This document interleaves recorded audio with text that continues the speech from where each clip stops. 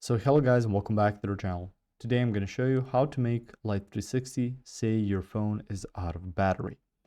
So first off, you can't really manually force Life360 to display an out of battery status on command. So let's open up the app. So within your app,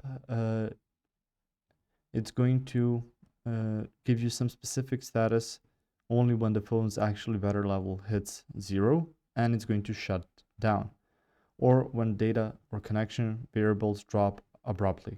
So there are some simple tricks like turning off permissions or enabling airplane mode that shows status alerts like location off or freeze on a last known location rather than faking a dead battery.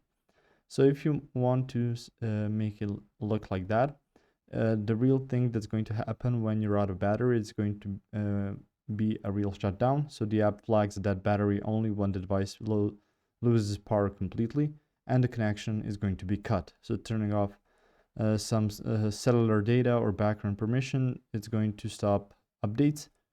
And when you see a timestamp or connection error instead of a battery warning.